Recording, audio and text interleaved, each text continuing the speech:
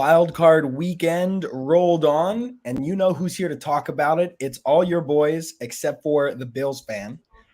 Shane with us, Shane Carter, TX. We got Dan filling in at Follow the Volume. You already know Tyler's here every week at Stadium Rant, and you're the franchise believer at the L Stewart 503. What's going on tonight, guys? What are your feelings about every blowout game this weekend? Man, it really wasn't a close one. Yeah, how do you think I feel? Yeah, I get to share a seat on the couch. I get to share a seat on the couch with Dan and Ty over here. Look, all I'm saying is, like, aside from your own personal feelings about your game, I don't feel like there were very many good games this weekend. I would say Lions-Rams, probably the only exception. Everything else, like the Bills-Steelers game, was not as close as it felt. It had a chance to be, and then every chance that they got to make that a close game, they just failed to do it. Yeah, that pick in the red zone when they were down 14-0. That was the like game. It was first down. How are you not running that? You were picking up 5 yards a carry at that point in the game, but it's fine. Bad move. Well, a lot of times though, if you think about it, in playoff history, most blowouts do happen on the wildcard weekend. Once you get the divisional and then conference championships, the Super Bowl, it's a lot more highly contested because that's when you vet out the teams that don't belong there. My team being one of them. Yeah, Packers become the first 7th seed in NFL history, which granted at this point is not that long for the 7th seed, but first ever 7th seed to win on Wild Card weekend. So, sorry that you had to be on the receiving end of that. And it's unfortunate too because if you guys lose the division, I feel like you guys beat Tampa. I don't know if we do, just because Tampa came out with a better game plan. I don't the way the Cowboys played, they did not play like they were ready for that game. Offensively, the Cowboys didn't come out and start playing well until the second half. Defensively, they didn't adjust anything. They allowed more of those stop routes, those gap routes to go, and that just credits Matt LaFleur as a play caller. But I will say this because I'm gonna get this out of the way because I know people are gonna you want to ask me questions about the Cowboys. This was still one of my favorite Cowboys seasons in recent memory, not just because of the wins and losses, but I got to do it. Hang on, I want to show you something. We should have to hold on. Wait a second. I got to do it with this one, watching all the games with me. Yeah, that's not what I was expecting you to pull out right there. Yeah, that is not what I thought. A whole ass baby. She made a lot of the losses feel a lot less, and they made the wins a whole lot nicer. This is Natalia. Say hi, Natty. Hi, Natty. She's like, what is happening? You guys smile.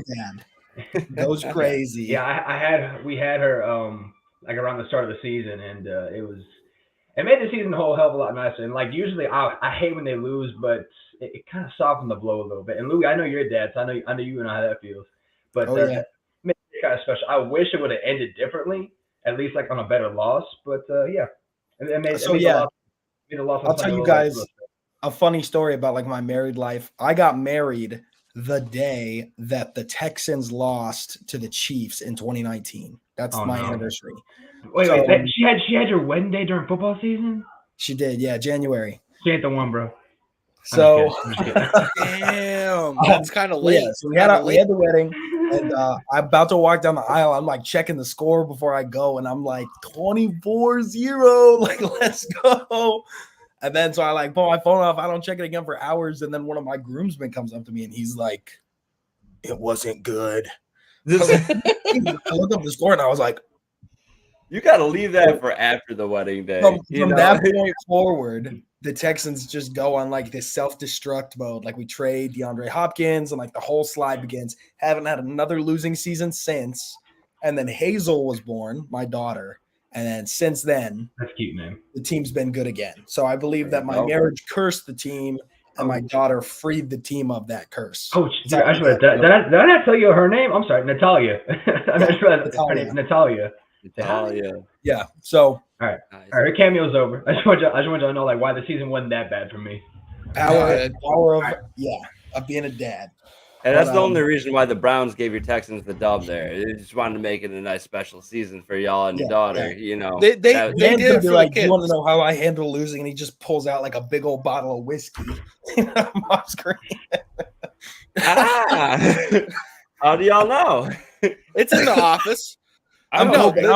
Okay. The Browns did it for the kids, as it was pretty obvious. And I'm still in the first stage of grieving, so we'll deal with that. I found it really interesting that. Oh no, you go, Louie. This is going to be a little painful, but what I want to do to start is let's go through the games that happened this past weekend, and for the losing team, let's talk about are major overhauls needed, or is it just retool and come back next season? Because I feel like this is a tale, kind of two teams here. So Saturday, we're just going to go in order. So I'm sorry, Dan. It's okay. It has to happen eventually. Let's get out the way. So Browns defense, right, riddled with injuries. They lose 45-14 off the back of a couple Joe Flacco pick sixes. Mm-hmm. So what are your thoughts, right? Cap space, just talent on the team, draft pick outlook. Do you think they're just, retooling and they're going to hit it again hard next year? Yeah, so I don't think that we're too far off from where we want to be.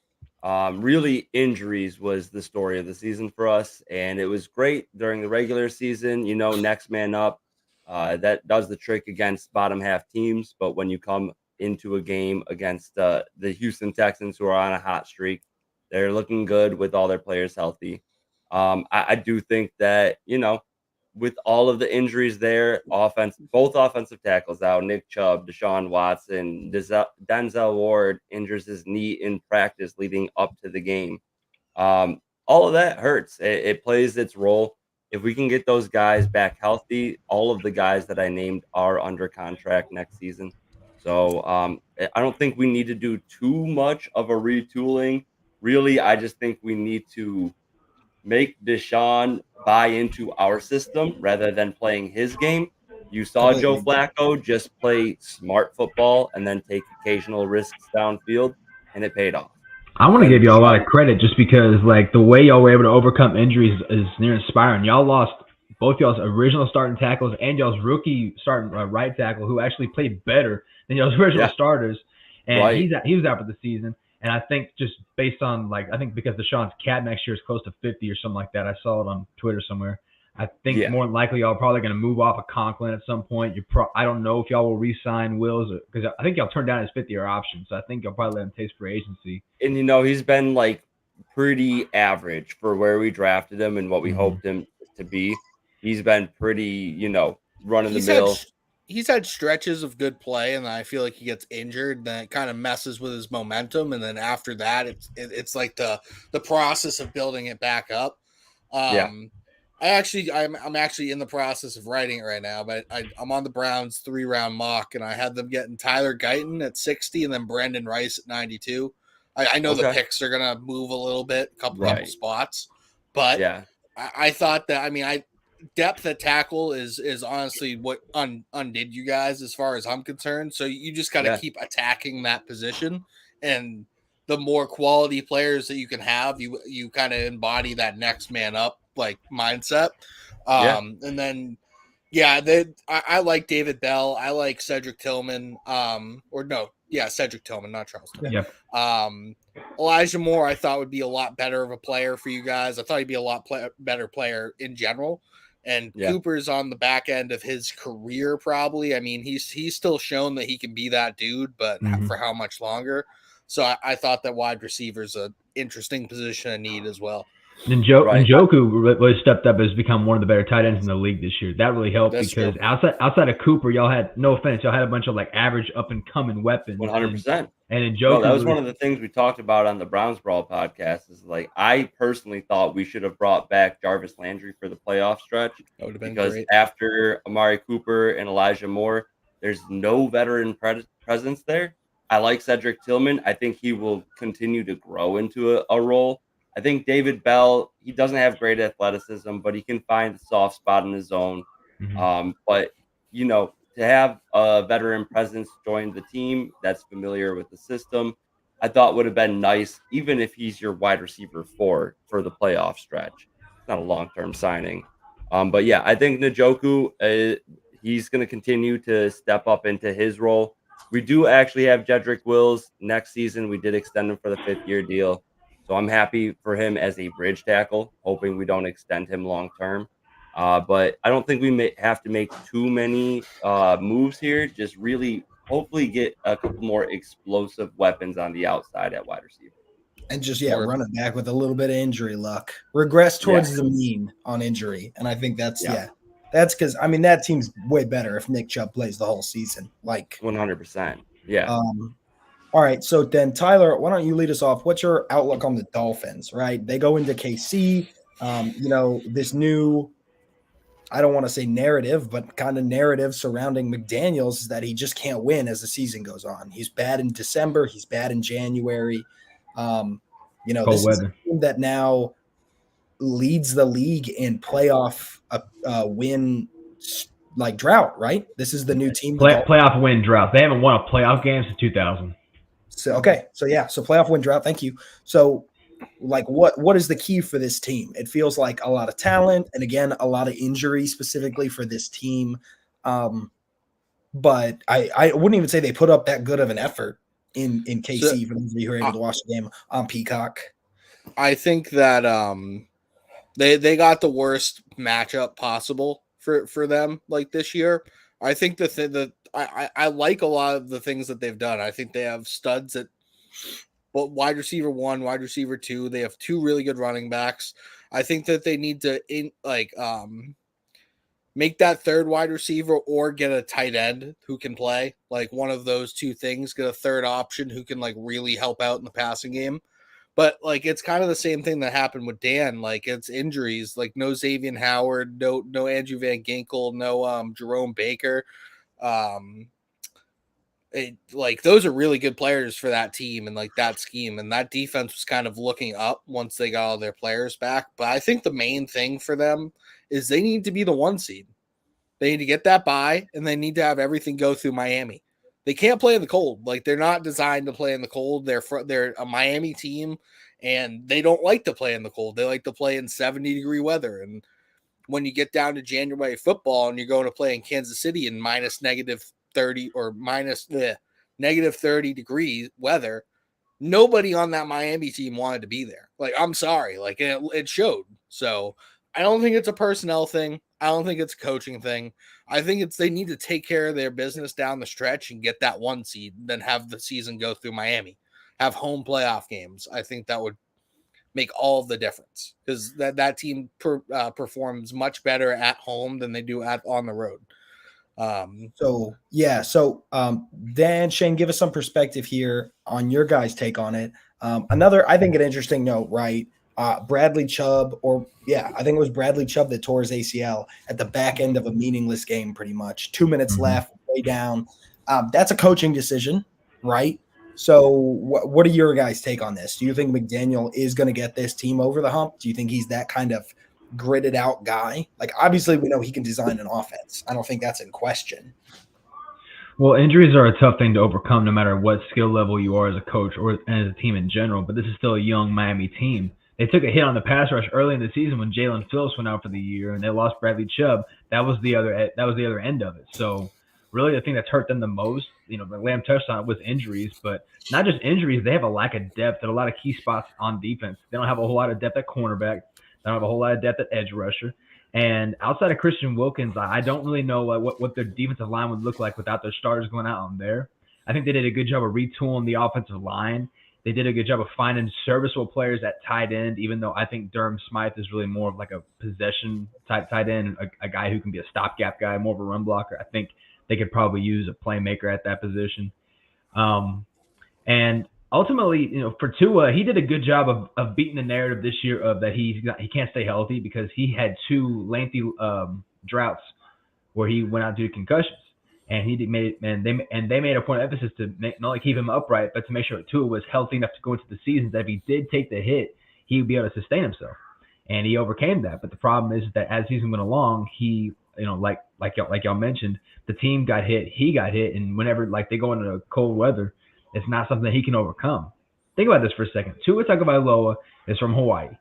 He played in Tuscaloosa, Alabama. Now Tuscaloosa can get chilly, but it ain't Kansas City in the middle of January chilly. And then he gets drafted into Miami. This man is warm-blooded from birth. So he has not really had the opportunities to play in cold weather. Anytime he's played north In college, they played in domes. Think about that. Like every school was already either in the SEC or below the Mason-Dixon. So he hadn't really had a chance to play in cold weather. The coldest he got, I think, might have been Columbia, Missouri in November or something like that. And it'll get cold in Columbia, but in November, you're talking about more like 40-degree weather. You can overcome 40 degrees. When it gets down to negative, it's so cold that the polyurethane plastic on your helmet cracks from contact. That's how cold it is. That's something that him as a quarterback has never had to play. They don't want to be there at that point. They didn't. At no point in the game did I say that Miami wants to be there. It felt like they were so miserable from the cold that they didn't want to be out there on the field until after maybe like the second half. I saw a little bit of effort. The refs felt the same way. Oh yeah, no one wanted to be out there. We were looking around on that fourth, that last drive, and they were like, "I didn't see anything." Yeah, I think. Yeah, one thing I think that the Dolphins, and you touched on it, Shane, I think that the Dolphins could add a wrinkle in their offense and just add an athletic tight end. You know, like they've only had a guy there, really, you know. So on the free agency market next season, we got Dalton Schultz. If he doesn't get re-signed, you think he's Louie's already saying it. But I don't think Noah Fant's coming back. He's still just 26.1 to be specific right now. Just turned 26 recently, heading into free agency. I think that's the type of name that they need to bring in. He is not a great tight end. They don't need a great tight end. They just had Durham Smythe leading the way at tight end. All they need to do is add somebody that can add that big playability. When you're focused on Jalen Waddle, Tyreek Hill, Raheem Mostert, and Devon Achane, you know, like I still say Achane. Devon Achane, respect the man's name, whatever. You say Achane. Why is that E there, bro? Why is that E there? But just throw Noah Fant into that mix. You know, he's not going to be a consistent guy you want to lead on in fantasy, but he's going to add an explosive play here and there for their actual NFL team. Another guy just to spread open this offense. I think if I'm looking on the offensive side of the ball, that is what I'm looking to add. On the defensive side of the ball, they really don't have too many free agents. Let me take a look here. We got, not any big names. They're all older guys or washed guys.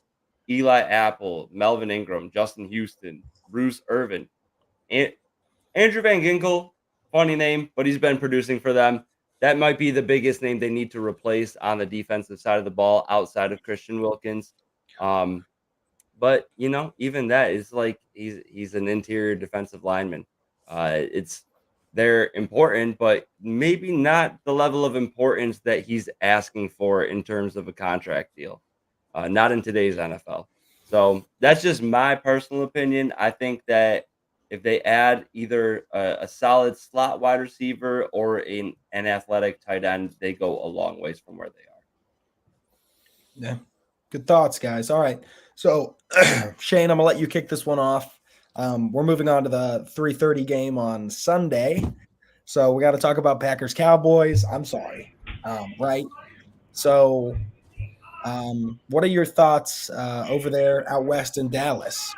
Dak, I think, has one more year on his contract. Tony Pollard's a pending free agent. CeeDee Lamb already got extended, right? Last season, or he needs an extension? He got his 5th-year option picked up. Okay. So I think you have a little bit of time and a little bit of flexibility there, but definitely some impending stuff happening. So, is Mike McCarthy the guy? Dan Quinn might get poached for a head coaching gig. Like, give us the rundown here. What are your thoughts? How big of a step do they need to take this offseason? I got to be honest with you, Louie, and I've said this for years, and it feels like every year they kind of tease me that maybe it's different. I never say like this is our year because I haven't heard a Cowboys fan actually say this is our year in a long time. I hear more often. I hear them say maybe this year will be different. I don't hear this is our year. I hear maybe this year will be different, and every year it ends in heartbreak. But to summarize what needs to change in Dallas, it doesn't really matter who the coach is, who the quarterback is. The reality is that the thing that needs to change is the culture.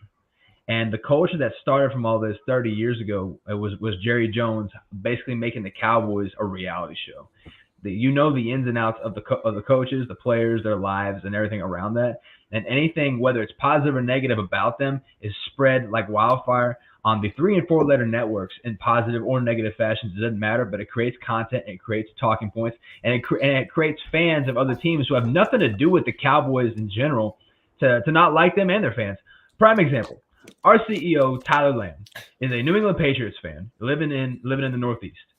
Aside from the one time out of every 4 years that the Cowboys play the Patriots, there's no real reason for them to hate the Cowboys except because they get constant media coverage, which creates an annoying pattern of seeing that silver and blue on TV. An annoying pattern that Cowboys fans, honestly, we're kind of sick of. We're kind of sick of how much coverage we get because it's always going to be spun in a negative direction, which creates negative feelings towards other fan bases. And what that creates is an annoyance among players. You always see other teams play their best against the Cowboys because they have just been brought up, whether they realize it or not, to not like the Cowboys. All right? And Dan, you're a Browns fan, so you don't understand this. Louie, you're a Texans fan. You definitely don't understand this. Ty, you're a Patriots fan. You more recently understand this, but before Tom Brady and Belichick got there, the Patriots fans were really more of an afterthought franchise. At those guys, I was like 6 at that point, so I'm not. That's fine. So you only know them as a premier franchise, okay? Yeah. The Cowboys are a historic franchise. They are not an elite franchise. They are a historic franchise, okay? And there's the difference. Their history of dominance goes from 1960 when they were first created up until about 1990. We'll call it 2000 because that's when Aikman and Urban both retired. Emmett retired 2 years later, but like I'm talking about from 2001 on to today. That's the modern day era of the Cowboys. It's different. And the problem is that like that past success has fed into this culture of the present where we have like this culture of championships, and it's not true. It's really a culture of media coverage, resentment, whatever you want to call it. But it's a trickle down effect. Think who would y'all say, and it could be anybody amongst the talking heads on ESPN, Fox, whoever it is. Who do you think talks about the Cowboys the most that hates him the most at the same time? Stephen A. Smith. Stephen A. Smith. He has a reason not to like them. He grew up a Steelers and part-time Giants fan. Those are two franchises that historically don't like the Cowboys. That makes sense. He also worked at the Philadelphia Inquirer covering the Eagles, which also hates the Cowboys. That makes sense. So when he has to talk about a franchise that he already didn't like and is getting a lot of traction, especially on social media in this day and age, it has a trickle-down effect to other fan bases. Fan bases who probably, some of them, I'm guessing, have never actually talked in person to a Cowboys fan themselves. And the reality is that creates a negative feeling towards the franchise itself from the player's perspective as well. So it doesn't matter who they re-sign. It doesn't matter if they fire McCarthy or not. It doesn't matter if they extend Dak or not because it's a culture issue. It's a culture issue that has been stemming for decades. And that is something that's going to be hard to overcome no matter who is coaching, no matter who's quarterback. And I said enough of that on the radio yesterday. I said enough of that on the podcast this morning. That is the God's honest truth where change needs to start. So if you allow me a second here, the biggest reason why I don't like the Cowboys is because I don't think they should be America's team anymore. That was Patriots and this dominated. So okay, but y'all can have it. I don't want that name anymore. Like it doesn't even like nobody considers them America's team. Like some people refer to them, but it doesn't matter. It's the same thing as they still sell shirts. They still call themselves that. Yeah, that's the title. Like that's America's team, and like I just don't agree with it since at least I've been watching football. And like I know it takes a long time to change, but it's been a long time. Change needs to happen. Anyway, the thing I told you months ago, where that came from, right? It started in the 70s because Roger Staubach was a Navy grad, and the concept of the field general being Tom Landry, and so it just became like a nickname to like a widespread marketing thing, and then it just kind of stuck from there. It made sense in the 70s when you have a Navy grad and a coach with a military background as your guys leading the franchise. It doesn't make sense nowadays, so I don't care if they have that name or not. Yeah. I don't even know if the Cowboys crack my top 5 most disliked franchises. They've slipped. So you were talking about culture and a culture change and stuff like that. The biggest thing they need to change, they need to hire Bill Belichick. That's a ready-made team to win. They need a culture change. Yep. See ya. Bye. When Shane writes his Cowboys memoir, it's going to be titled "A History of Success and a Culture of Resentment." A history. That's actually not bad. They have a good quarterback. They have good skill position players. They have Micah Parsons, who's the closest thing to Lawrence Taylor. Everything is kind of there. They need a culture change and an identity change, and that's something that Belichick can bring. I think he also needs a really good offensive coordinator. Like that is something that is true. I don't want Matt Patricia. No, Matt Patricia should be nowhere near any. I don't want Bill O'Brien. Kills them. No. What? Somebody else. I don't want his love child with the mullet. I'm pretty sure he's I'm pretty sure Belichick's actually a decent Texas altogether. So he's had fans drive up there to find him. I would sign Belichick as your head coach and then make or if I'm Jerry, I'd be like, yo, I'm picking your OC though. Like you can have defensive control, you call That's plays. A bad idea also. That's a bad idea also. Let the fans vote on it. Oh, I mean, if I had my pick, I would. If I had my pick, if Belichick really was the head coach, then I would hope that would somehow lure Vrabel as the DC, and then Vrabel's going to be the Eagles' new head coach. Oh God, don't say That's that. very true. Don't say that. The Eagles. Oh man, don't say that. I think I think Vrabel fits perfectly into the Falcon system. Make Bijan that Derrick Henry dude. You know, except Arthur Smith is the greatest disciple in that franchise into the ground. But we're talking about the Cowboys right now. I kind of agree with what you guys have been saying. I think the biggest thing that the Cowboys need is a voice, like an inside the locker room, focus in voice, like focus on us, don't focus on them kind of thing. Because I agree, the media attention, the jokes, the meme culture, it could probably be very overwhelming. Like, you see the memes, and when people were posting about the Cowboys loss, they were scheduled this last playoffs, stuff like that. So they just need a guy in that room. And I don't think Dak's a bad leader, but as the game was slipping away, they kept cutting to him on the sideline, and there's just that clear frustration. They just need one of those grit guys in the locker room. And I don't think it has to be at that position. I'd really like to see Micah Parsons step into that role a little bit. But yeah, it's hard to pinpoint one thing to me that you can do to fix the Cowboys. I think coaching change at this point is probably a given. I'd be surprised if they give McCarthy another year, but I wouldn't be surprised. They should have never let go of Kellen Moore at OC. No, that was the right call because Dak actually is more efficient under Mike McCarthy calling plays than he was with Kellen Moore. But Mike McCarthy just has terrible time clock management and can't adjust on the fly, and neither can Dan Quinn. So you believe in Mike McCarthy more as an OC than Kellen Moore? As an OC? As an OC, like the guy calling the plays. Do you believe in more in Mike McCarthy or Kellen Moore? Yeah. Yeah, the proof is in the pudding. Yeah, I've seen better results from McCarthy than I had from Kellen Moore. Kellen Moore was really good with the lead and creating the lead. McCarthy play calling was much better at overcoming a deficit, and that's something that Kellen Moore never really had. That's interesting because personally, I feel like Kellen Moore created, Dak was elevated as soon as Kellen Moore was made the OC. His ADOT improved, his yardage improved, his completion percentage improved, and I feel like he just kind of ran with that system. But all the talks going into the year was, it's Mike McCarthy and Brian Schottenheimer. Thank you, Schottenheimer. Schottenheimer was a figurehead. He didn't really even do anything.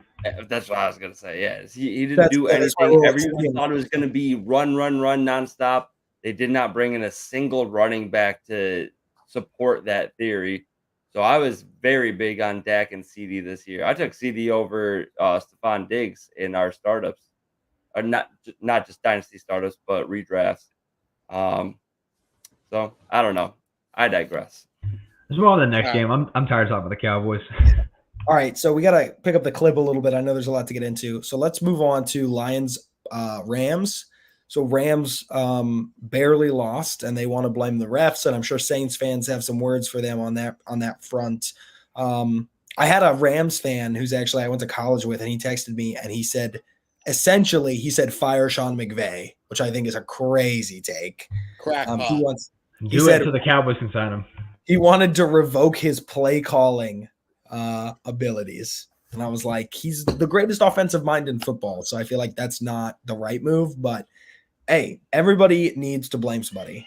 So what do you guys think with the Rams? We saw Stafford. Also, I want you guys to know the funniest tweet I saw this weekend was a guy who had like a pie chart or like a graph for number of times a quarterback has hit his hand on somebody's helmet. And it's like all these dudes with 1, and then it's like Matt Stafford with 14. I feel like he does it every year. He finds a way to do it. So, but yeah, aging Stafford, regressing Cup. Obviously, Puka's a big addition for this team, and like everybody wants to talk about how great he's been. Undeniably great rookie season. Right, Aaron Donald's getting up there in age. Kobe's looked great, but secondary has some question marks. They finally have some draft capital. But so what do you guys think this team is? Like, do you think they'll manage to be rebuilt before Stafford is out of the picture? Yeah, I definitely think they will. Because a lot of people thought this team was going to win 5 games this year. Like 3 to 5. They were looking at the roster like, oh, this roster is no good. And here they were. They won 10 games in a tough division and almost beat the Lions. I do think that was a pass interference call, but you didn't get the call. So there are other things in the game that you could have done to win it, and that is what it is.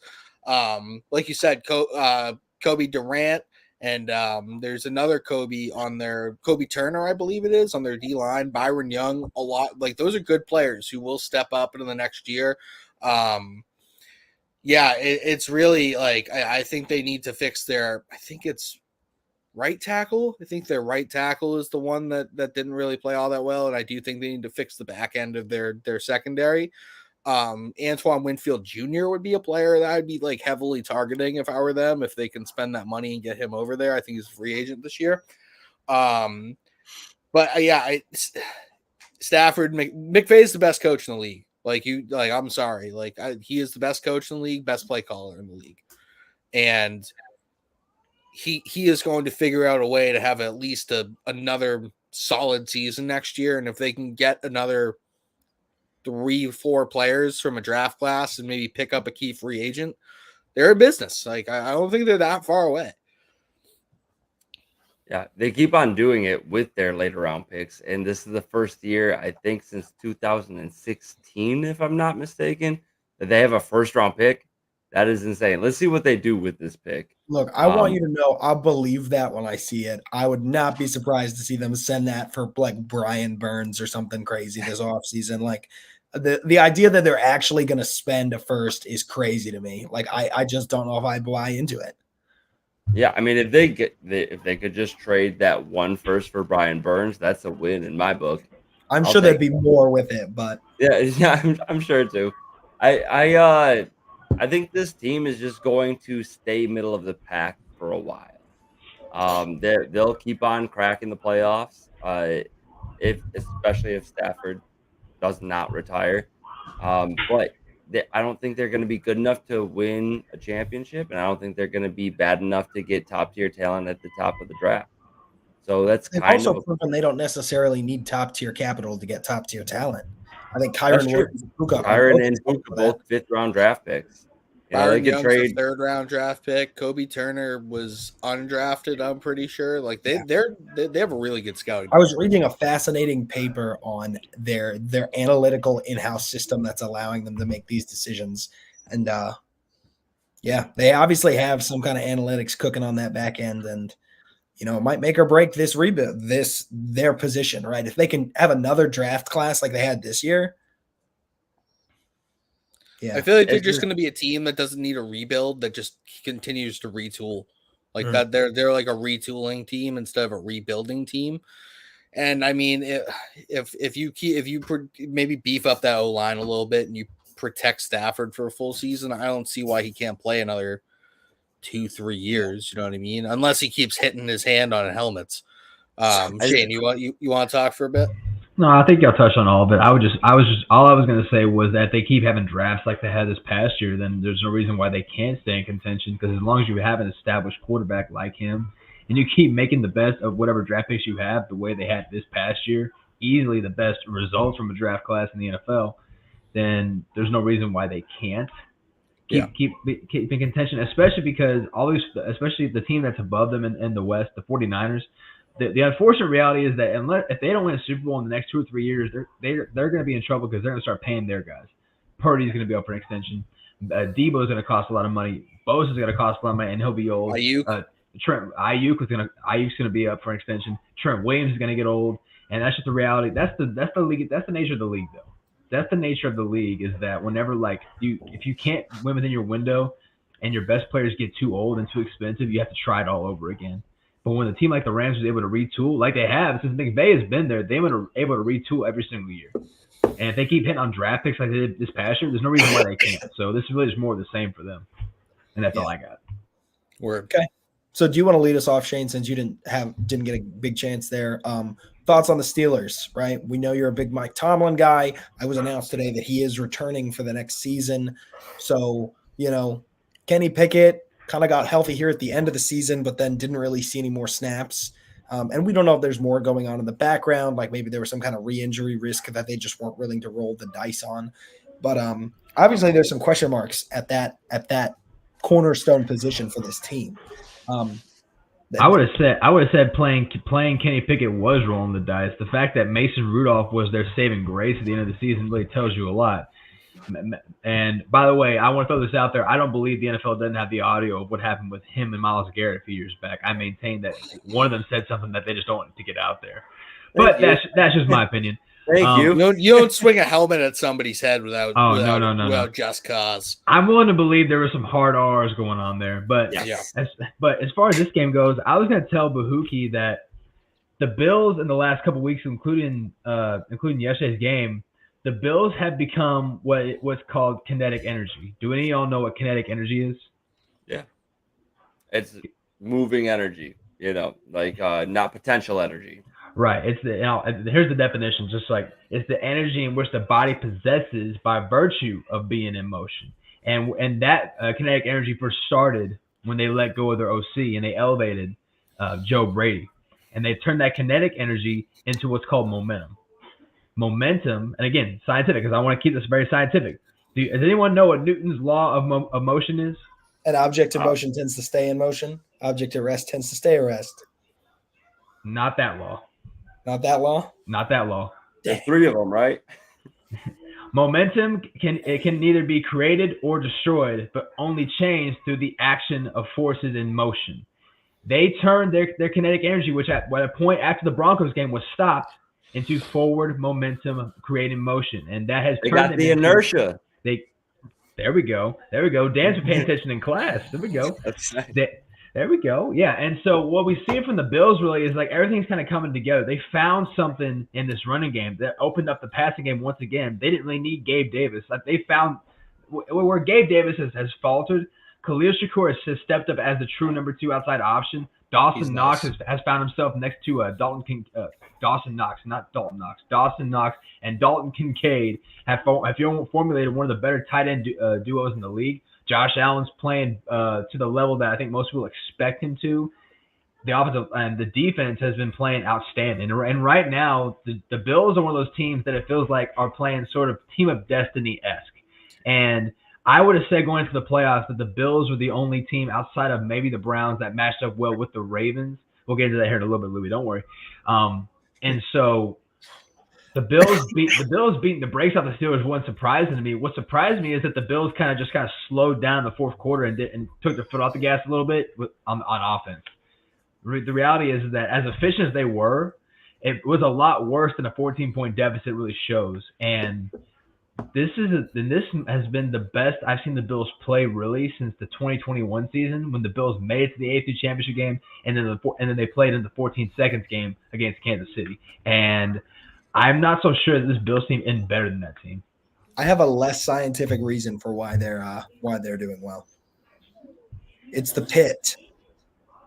Have you seen the report about the pit? Oh yeah, that thing where people jumping into a pit to there's do a a sacrifice. Bills fan. This is a franchise that jumps on tables before the game. At the end of their losing streak, a fan fell into the hole where their new stadium is being built, and after he fell into that hole, they won the next game. And so every single week, fans are throwing themselves, sacrificing themselves into the pit before every game. Was that fan's named Andy Dwyer? Yeah, he lives down there now. But you know what? Andy has saved this franchise. I like it. We got both sides of the argument, both sides of the coin. So we actually were Dwyer mix. Yeah, that's true. It's pretty scientific. We were actually supposed to be talking about the Steelers. I'm glad Bahuki isn't here. We would have just talked about the Bills for another 20 minutes.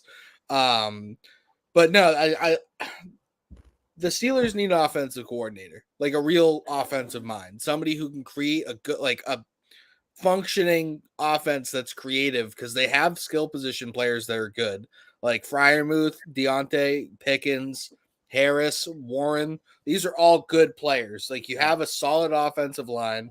I think they're in play for Kirk Cousins. I mean, that wouldn't be my favorite thing, but I think they're in play for Kirk Cousins. That's exactly what I've been saying. I completely agree with that. Who is a good quarterback? Like, it's tearing an Achilles at 34, though, kind of tough. Gotta hope you knock the dollars down, but he's always gotten his bag in the league, so he's probably going to continue doing that. Didn't Tom Brady tear his ACL when he was 34? No, he was 29. Are you sure? The year that Castle came in and took them 11-5? Yeah, that was 2007. No, it was 2008. Sorry, 2007. They were undefeated, my man. It was the next year. Well, he was in his 30s at that point, right? I think he was 29 or 30. I don't think he was 34.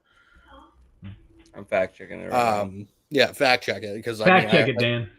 I'm definitely a Pats Go check fan, Wikipedia. That's a pretty deep cut stat. I just Googled is Shane right, and it says no, so I don't. But yeah, so they need an offensive coordinator, and they need apparently Kenny Pickett doesn't seem like the guy. I know it's kind of tough with the offensive systems he's had around him, but if you're healthy and Mason Rudolph is starting a playoff game over you, you're not the guy. That's what it is. So yeah, they got to figure out what they got on offense, and they also need corner help, I think, as well, because Pat Peterson was getting burnt like toast during that game. He's so old, yeah, so old. So that's kind of, we got an ACL tear in 2008, and then it says pedal foot fracture in 2010. I'm not seeing any straight up Achilles tears. How old was he in 2008? That is a better question. That's what I want. We were talking about the age. We know he tore his ACL in the late 2000s. Oh, I remember it happened. I believe you do. Tom Brady we still should have went to the playoffs that year with Matt Castle and 11-5. Yeah. Born in 77, so at that point he 31? was 34, 33. All right, 30. You're right. It happens once in a while. Yeah, it's okay. All right, let's move on to the last game. All right, so we'll talk about the next game. Let's rip Eagles real quick. This is a team I don't know what you do with, because all these guys, they're supposed to be the Georgia defense was supposed to be recreated in the league. It looks like anything but. Bradbury got benched for being problematic in coverage on Monday, not for being a problematic person. It was bad. And then, Slay, I think, got hurt.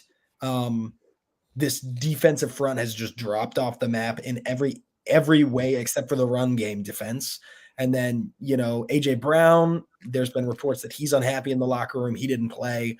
Jalen Hurts, and it's just, Kelsey's retiring. So what do you do with this team? I'll let anybody go here. I don't know, man. If you look on paper, this team should win a Super Bowl, realistically, if you're looking on paper. And then it just I feel like they let the Philly fan base and that Philly culture get to them. I just feel like they got so ahead of themselves starting the season off on 10-1. Then they got punched in the mouth. They tasted their own blood, and they're like, damn, I don't know what to do anymore. They weren't the team that spit it out and smiled at you that typically wins the more playoff games. Like the team with grit and heart and like determination, like they faced adversity and then faltered. So I think you're right, Louie. I think you're right on the Mike Vrabel thing. I think that'd be a fantastic coaching hire if they do decide to move on from Nick Sirianni, which I don't think that's a great move because Sirianni's proved himself to be a solid head coach. And I think my biggest problem with Sirianni is he gets too much into the actual politics of the sport. Like him posting on Instagram before the playoff game, or him like the video of him like, where are the Chief fans at now? Stuff like that. It's just like, that's not building culture, right? That's what Shane talked about. Good leaders are supposed to, you don't get too high, you don't get too low. You have to stay in the middle. And I think his problem is he rides the highs too much, right? He gets really cocky, the team gets really cocky, and then they don't know how to bounce back after these tough losses. They can't answer these press questions. So to me, I just think Sirianni, I'd be like, hey, you can take an assistant role, you can take a coordinator role, but I think, as a team, right, we have all this capital invested. We've made all these moves year after year. Like if I'm Howie Roseman, I'm like, you got to do something. Like I can't sustain this roster. Yeah, I can't keep finessing people out of their shoes. Yeah, I can't trade for a safety every single freaking year. And at some point, people aren't going to want to trade with Howie anymore because he cost them their job. He's going to be he's going to be the Danny Ainge of the NFL. Yeah. Always people will be like, nah, dude, nah, I'm done with that. You got me once, not again. Dan, what do you think? Yeah, I mean, if I'm this Eagles defense, I'm spending everything on the secondary. They have a terrible secondary, and they're getting older. Darius Slay is going to be 33 for the 2024 season. James Bradbury, 31. They didn't put up good enough. Yeah, that both of them, despite having successful seasons in the past, they need to make some changes in their secondary. They need to get younger. They need to get more athletic. They need guys that can cover the modern day wide receiver. And they actually need to not have Matt Patricia call plays to the defense. That would help too. Yeah, changing to Matt Patricia hurt them. Despite how terrible they were. Way worse after that. Way worse. Also, like, would you guys remember how much discourse there was around their defensive coordinator last year? And then he brings a scrappy Cardinals team into Philly, beats his old team by running a really good defense. And it's like, okay, nobody wanted Shane Steichen to go, but like, how are you going to crap all over again and then put this product on the field the next year? It's embarrassing. As a franchise, that's embarrassing. And it's the same way I tell Texans fans who are like, yeah, let Bobby Slowick go. I'm like, you're going to say that until CJ regresses in year 2 under a different play caller, doesn't play to his strengths. And then you're going to be like, what happened? I want Bobby Slowick back. Yeah, like don't look a gift horse in the mouth. All right, I think that's a good segue to the Texans-Ravens game. Louie, talk your talk. Get into it. All right. I'm crazy. I like the Texans in this matchup. I think these teams match up really well against each other, because I think they both play well against the strengths of the other team. CJ and the Texans like big explosive plays, but I think that the Ravens can run a softer defense because their linebackers are so good at what they do. And in a reverse format, I think the Ravens offense relies a lot on the run game, and the Texans play the run at an elite level right now. Both Will Anderson and Jonathan Grenard are playing lights out on run defense. So I actually think this game is going to be extraordinarily close either way it goes. I don't think this is a blowout. I don't think you're going to see any resting starters in this game. I have the Texans winning by 3. My biggest point of concern for the Ravens is how their passing offense is going to mix up or match up against a Texans secondary, and just that pass rush. Obviously, we know Lamar's mobile, and he plays against pressure at an insanely great clip.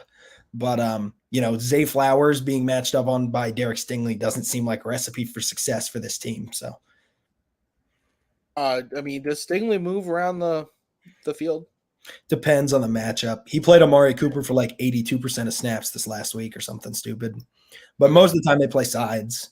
But it'll depend. Because you could hide Zay Flowers in the slot. I know Steve Nelson's played a pretty decent season, but Nelson that's and a tall task. I'm going to go with the Texans too. Everything in my body's telling me to take the Ravens, and that's why I'm going to go take the Texans and kind of fight against that. Shane, you're talking about momentum.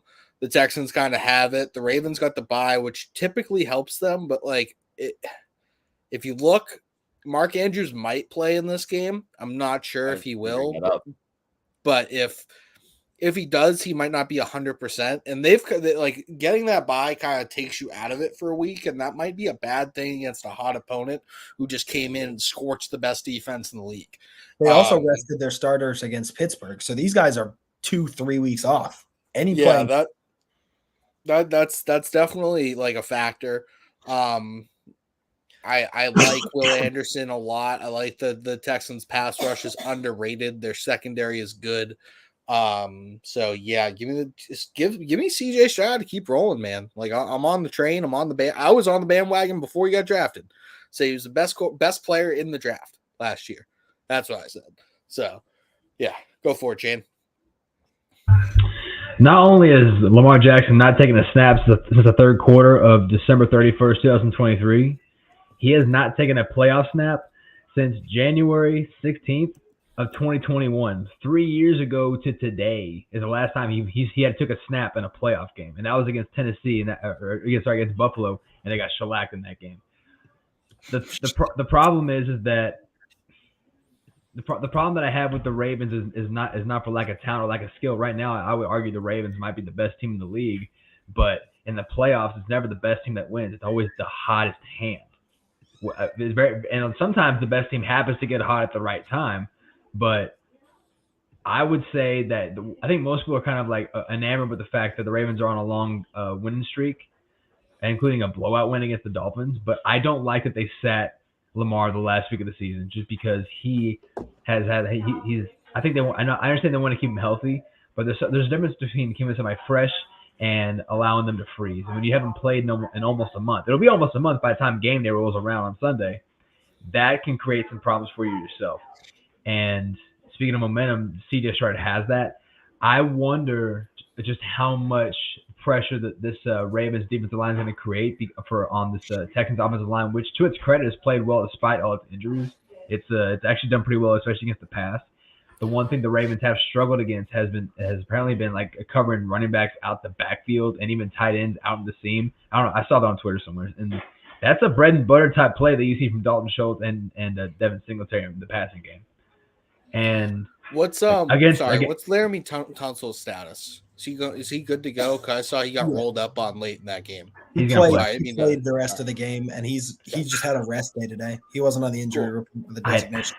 And this is against my better judgment, but just all those signs, and I care so much more about momentum in the playoffs than anything else. I'm going with the Texans too. Wow. and I probably shouldn't, but I just the history of the playoffs tells me that you don't pick the best team, you pick the hottest team, and that more often than not. What is who wins. And right now, even though the Ravens are on a win streak, the Texans are much more hot because they didn't rest their starters. They played through that last week. They're much more good, ready to go. I think the Texans win a close game. I don't think it's going to be high scoring. They almost won in the first week when CJ Stroud before he actually took off in the league.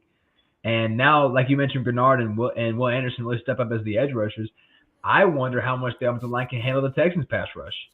So against better judgment, I'm gonna go with D'Amico Ryans and the Texans.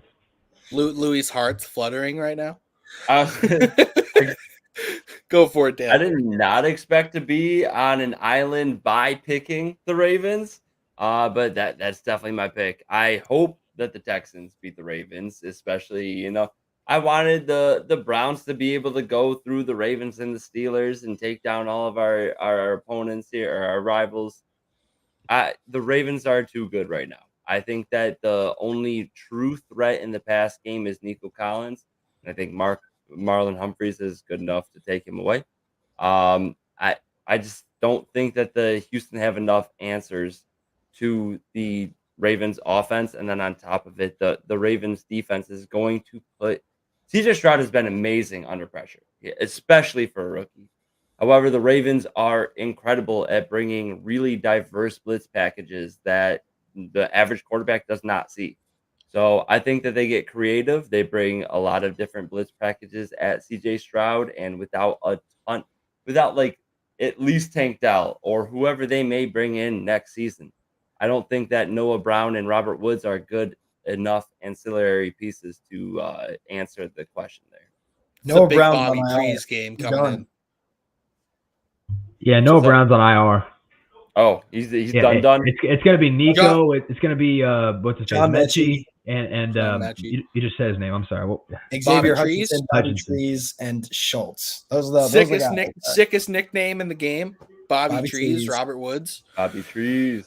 All right. Well, we don't need to beat that game to death. I'm going to be honest, though. No matter what happens, I have a feeling this is the best game in the playoffs.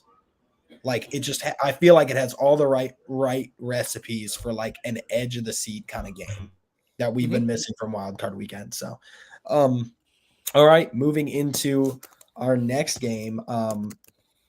Let's talk about the Lions next.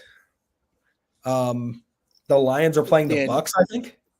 Yeah, Dan, you want to go first? Yep. That night, I'm sorry, let's go in order. That night is Packers-Niners. I had that wrong.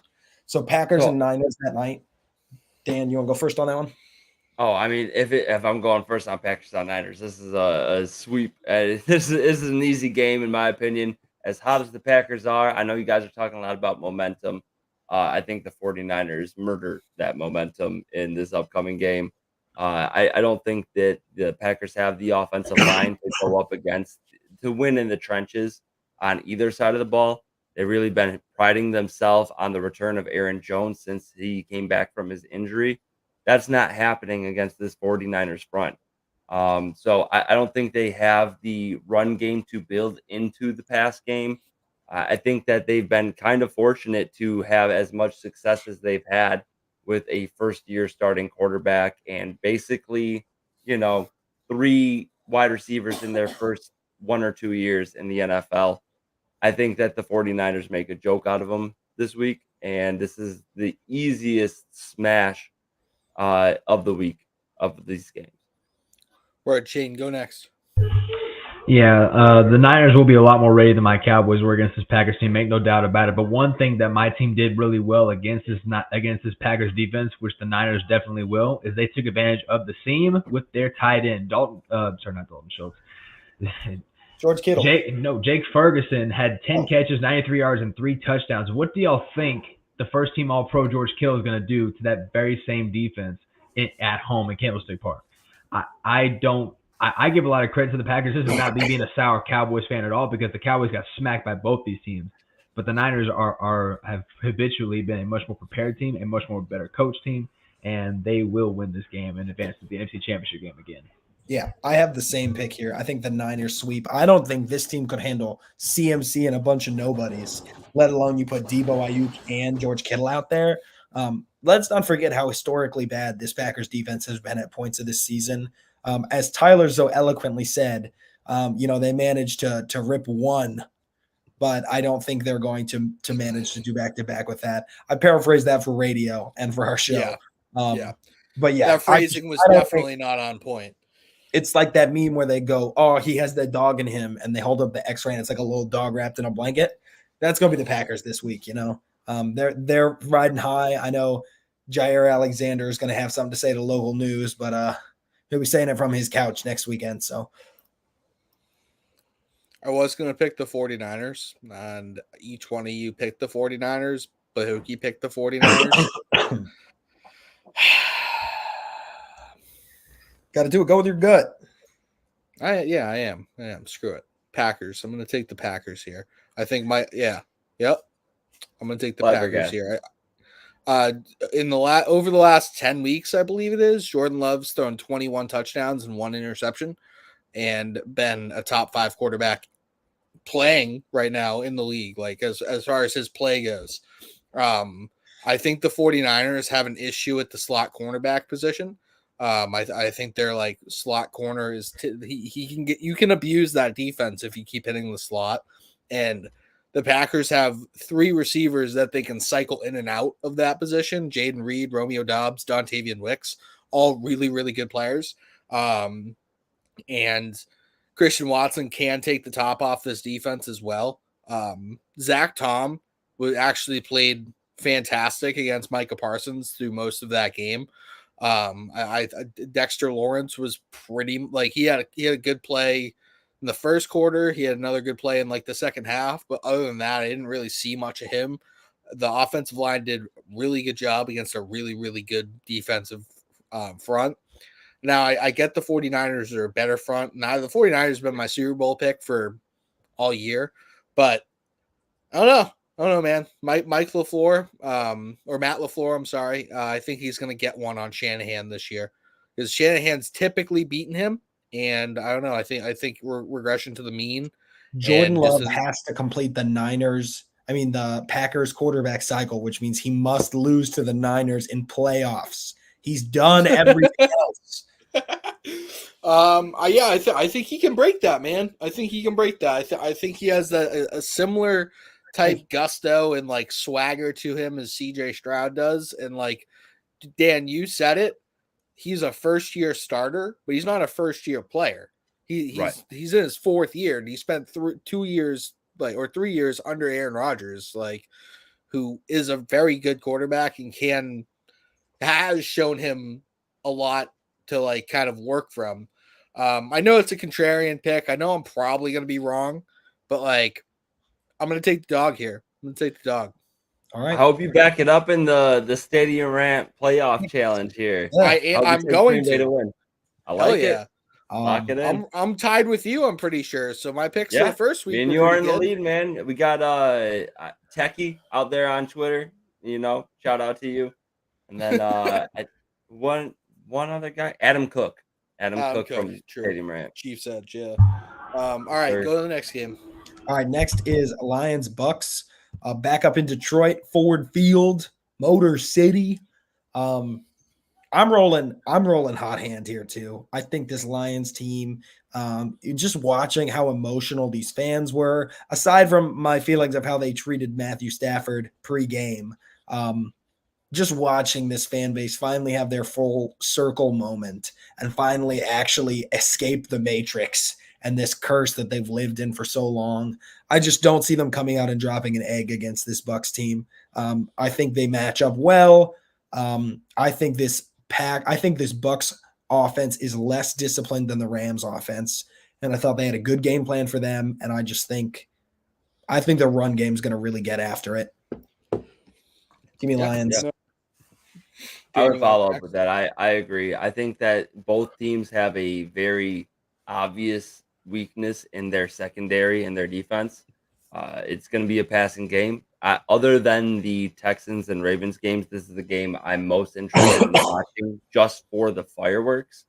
But I do think that overall, once you get past the weakness in the secondary and both strengths in the passing game, I think that the Lions are a better overall team in pretty much every other aspect of the game.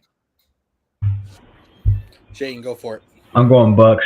I'm going with the team and a quarterback that's only thrown 2 interceptions in the last 6 weeks, going up against the 6th worst ranked secondary in the NFL, allowing almost 250 yards per game on the season.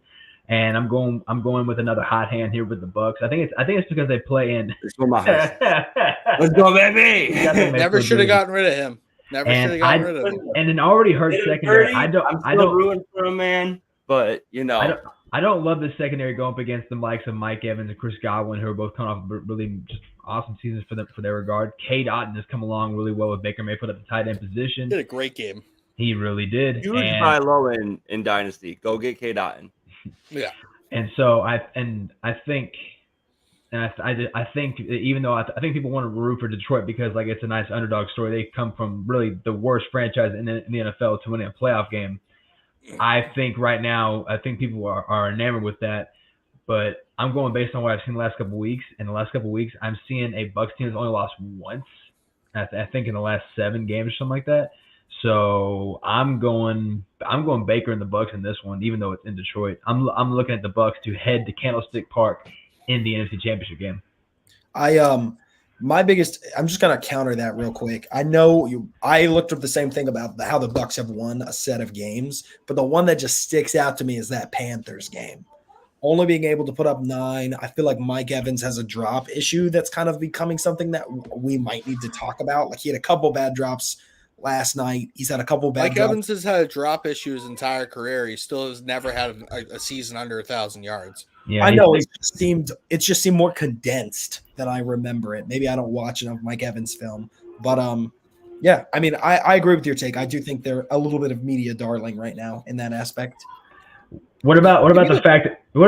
Forget the 9-0 win over Carolina. Look at the 30-12 win over the Jags. Look at that one instead. Look at the 34-20 win over the Packers. Look, I actually think the 9-0 win over the Panthers is more impressive than any win over the Jaguars. So, oh man, give me the Bucks as well. I actually had on the sheet the Lions, but I was kind of teetering either way. And you said Mike Evans, you said Chris Godwin, you mentioned Kate Otten. We didn't mention Ricard White. We didn't mention David Moore. White. We didn't mention no, I thought it was Ricard. It's Rashard. Okay. Sorry, Rashard. And also sorry, Richard. Yeah. That I knew his name wasn't. So Trey Palmer as well. Like these are auxiliary pieces for this team, but they're really good pieces. And also, I think the Lions are going to want to run the football and kind of ground pound their way to a win here. Vita Vea, Levante David, and Devin White are going to have a lot of things to say about that. Carlton Davis, Jamel Dean, Antoine Winfield, good secondary. Doesn't play as good as their talent is, I don't think, all the time, but really it's Amon-Ra St. Brown. Keep him in front of you. Sam Laporta does have a knee issue, but did play well. And then the running backs, they don't Josh Reynolds had a great game again. It was really a revenge game. I don't think he's going to play that well in this next game because he has a hard time stringing those games together. But yeah, it's going to come down to Baker Mayfield or Jared Goff. I don't know. Baker Mayfield might just be feeling dangerous when he wakes up. You can't that might happen. So yeah, I just can't imagine this Bucks team in the championship game. That's just me. I know. Why? They did it. They did it 2 years ago. They did it 3 years ago. I mean, yeah, because the quarterback's different. Yeah, I mean, yeah. Veteran-led teams, especially veteran-led teams who've been to the Super Bowl, can be dangerous when it comes time for them to be good. Just especially against a team that just won their first playoff game in 35 years. It might have been longer. Look, for me, it's hard to judge against an Eagles team that just did not look ready defensively. One thing I know about the Lions is those boys they ain't whiffing tackles all night long. So I guess we'll just secondary might. All right. So next game, two Bucks, 2 Lions. Dan, you picked the Lions, right? Bahuki also has the Bucks. So we know who Bahuki has in the last game. Yeah. Chiefs, Bills. I want to pick last on this one, so fine. I'll go first because I never get to go first. I'm going to go against my heart, and I'm going to take the Bills because I don't believe the Chiefs right now are playing well enough. I think they were lucky enough to play a warm weather team at home in frigid temperatures that would melt not melt, freeze. I messed with the joke. I'm just going to move on from the joke. But I think right now the Bills right now might be the hottest team in the NFL right now. You can't pick against them. I don't trust this Chiefs offense. Even though you can't really bet against Pat Mahomes, I think the defense is playing fantastic. But we saw how well that team played at home early in the season against the same Bills team who wasn't playing as good as they are now. And right now, the Bills have this sort of team of destiny vibe to them almost. And so I think right now that even though it doesn't make sense, think about this. If I told you 5 years ago that the AFC Championship game would be Buffalo versus Houston, how many of y'all would believe me except for maybe Louie out of hope? None. But here's what's gonna happen. Come championship Sunday, it's gonna be Bucks versus Niners. It's gonna be Bills versus Texans, and that's just because you don't always go with the best team. You go with the hottest team. And the Bills right now are not only the better team, they're the hotter team. That's saying something because they'll be in the teens come kickoff. The world deserves Texans Lions Super Bowl. That's all I'm saying. So I'm gonna go with the Bills as well. I gotta say, Rashid Rice has shown me a lot more speed in the NFL than I thought. Oh, did I say that name right? I think I did. No, you did. You know state he's from, right? Texas. Damn right. Yeah. So he showed me a lot. He showed me a lot more speed in the NFL than I thought he was going to be capable of. I had him comp to Adam Thielen. Like before he came out, I thought he was like really good in space. He like understands zones really well, and he's like sneaky athletic. But he's shown me a lot more yards after catch than I kind of would have thought that he would have had brought to the table.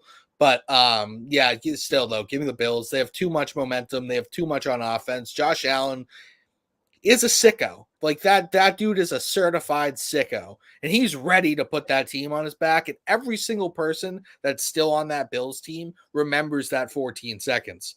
Damn, that's crazy phrasing. Moving on from that. Yeah, no, we circle back to my wedding night at this point. Let's move on. Oh, okay. No, I said move on. We took it a little step further. Hey, you remember what they said? They said that 14 seconds felt like an eternity, and they were talking about you, Ty. I was trying my best to transition professionally. It took me a. We need to do. This might be a how good can 14 seconds be? And it's like that that sequence in that game. Best 14 seconds of their life. All right, Dan. All right. All right. So this might be a fantasy stat, but for running backs, tight ends, wide receivers over the past 8 weeks, despite all of the Bills' injuries that happened over the course of the season, the Bills have been the 6th best against running backs, the 3rd best against tight ends, which I think is the biggest of the 3, and the 4th best against wide receivers. That does translate to real life. You know, like if these guys aren't putting up points, they're not scoring, and they're not putting up touchdowns, they're not putting up yards. I do think that the Bills' defense is good enough to get the job done against a KC offense that's been struggling heavily without Travis Kelce being like the alpha in that offense. They don't have anybody else other than Rashee Rice. They don't have tertiary options there. So I am very confident with rolling with the Bills in this game. You know, I do live in Western New York. Maybe these are the guys getting to me over here, but I think this is the week that they actually do it. They come back and show the Chiefs what they've been waiting for all these years. Trying go to down to the pit and do some reporting for us. Yes, I'll go jump in the pit, man. I was gonna say something else. Living in the pit. Screw these Chiefs, you know. You know he's been down there all week. Another Parks and Rec reference. He's literally living in the pit. They told the Steelers that's the real Pittsburgh. That's right. He unmuted. All right, we're getting off the rails. Yeah, so I made my pick for last because I knew it was going to be unpopular. I am taking the Chiefs matchup because I just think they kind of live a little rent-free in Allen's head. And I think he's going to come into this not looking at it as a game, but looking at it as an opportunity to finally prove, you know, he doesn't live in Mahomes' shadow. I think he's going to try and play a little hero ball, and we're going to see a bit of this regression towards the Josh Allen mean of it's time to throw some interceptions. KC has a really good defense, and I don't think this offense is going to have to carry this game. I think Josh Allen is going to have to prevent giving it away, and I just think he's going to want it too bad, if that makes sense. And I have the Chiefs on a slight upset here and another heartbreak in Buffalo, and I hope I'm wrong. Just for Bahuki's sake, for the sake of the city of New York, I hope I am wrong. But why would the city of New York care? The state of New York, whatever. Their team's playing Jersey. The city of Buffalo, the state of New York. You know, Shane I hope Carter, I'm wrong. The science guy, talking about geography now. Yeah, we went from inertia to hey man, my grades were top of the alphabet. Don't even. But I do get what you're saying, though. I think Josh Allen might try to do the most in this game. Yeah. His fake slide into the run, stuff like that. You're going to see that again this week. He just, I don't think Joe Brady. that one play that could cost them, where he tries to play or break one too many tackles instead of just throwing away the ball. My mind always goes back to the Texans-Bills playoff game, and he just, for no reason, trying to make something out of nothing, takes like a 42-yard sack from J.J. Watt because he's just like running. That was his rookie year, wasn't it? Yeah. I think it was his second year. Come on. I think it was his second year. But I'm just saying, like, those moments follow Josh Allen. I'll fight back on that for 1 second. I don't think Joe Brady's going to let him make that mistake, because I think that's been one of the biggest differences with this team, is that he has been forcing the run game and like the short area, like, or passing game, and having Allen, like, if you don't see something, use your legs, pick up a first down, get down. Like, he's been kind of what Dayball did when he was there, like kind of coaching out that, like, don't be Josh Allen 99% of the time. Try and be Tom Brady. And then when like the play breaks down and you need to make a move, go be Josh Allen. So like I think if he can kind of do that and they can kind of stay within their game plan, I think they'll be okay. But I totally understand where you're coming from. Clamp Stephon Diggs in this game. Stephon Diggs been clamped for the last 9 weeks. Nothing changes. Nothing changes on that front. All right. That is our show. We ran a little bit long somehow. We only had 4 games to talk about, so we ended up talking about other stuff for 45 minutes. So yeah, here we are. Thank you for coming to Fifth Down Territory, presented by Stadium Rant. Go follow Shane, Louie, Dan at their handles. Follow our Stadium Rant account. Make sure you hit subscribe, and we'll be with you next week to talk conference championship games. And I'm going to get sad because that means football's almost over. Playoffs. Oh, no.